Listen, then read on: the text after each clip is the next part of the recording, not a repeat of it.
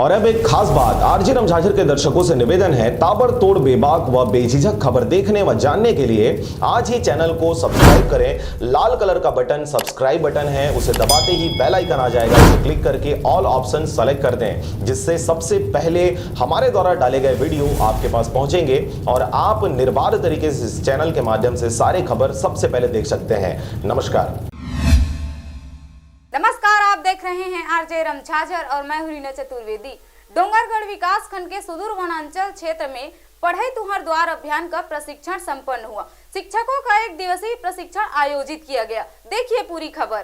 पढ़ाई तुहर दुआर योजना अंतर्गत बच्चों को ऑनलाइन पढ़ाने एवं नियमित कक्षाओं का संचालन करने से संबंधित प्रशिक्षण कार्यशाला का आयोजन डोंगरगढ़ विकास खंड के शासकीय पूर्व माध्यमिक शाला बुरहान छापर में किया गया। प्रशिक्षण कार्यालय में संकुल बोर तालाब के सभी शिक्षक उपस्थित रहे। मास्टर ट्रेनर राजेंद्र ठाकुर ने ऑनलाइन कक्षाओं के संचालन से संबंधित तकनीकी पक्ष की जानकारी प्रोजेक्टर के माध्यम से सभी शिक्षकों को दिया, साथ ही इसके व्यवहारिक पक्ष की जानकारी से भी अवगत कराया। शिक्षकों को बेकस के माध्यम से मीटिंग और कक्षाओं के संचालन के संबंध में विस्तार से प्रशिक्षण में बताया गया। कार्यशाला में विकासखंड शिक्षा अधिकारी डोंगरगढ़ एफआर कोसरिया और ब्लॉक स्तर के नोडल अधिकारी व्याख्याता राजेश कन्नौज भी उपस्थित रहे। विकासखंड शिक्षा अधिकारी ने प्रशिक्षण में उपस्थित सभी शिक्षकों को प्रेरित करते हुए कहा कि हम इन चुनौतियों का सामना सकारात्मक सोच और ऊर्जा के साथ ही कर सकते हैं। प्रशिक्षण में कोरोना प्रोटोकॉल का 100% पालन किया गया। शिक्षकों ने फेस मास्क पहनकर और दूरी के नियमों का पालन करते हुए प्रशिक्षण प्राप्त किया। बुरहान छाप में आयोजित इस प्रशिक्षण में उपस्थित सभी शिक्षकों को ऑनलाइन कक्षकों का संचालन अनिवार्यता करने और शासन के पोर्टल में इसकी जानकारी साझा करने के लिए निर्देश दिया। ऑनलाइन शिक्षा पद्धति को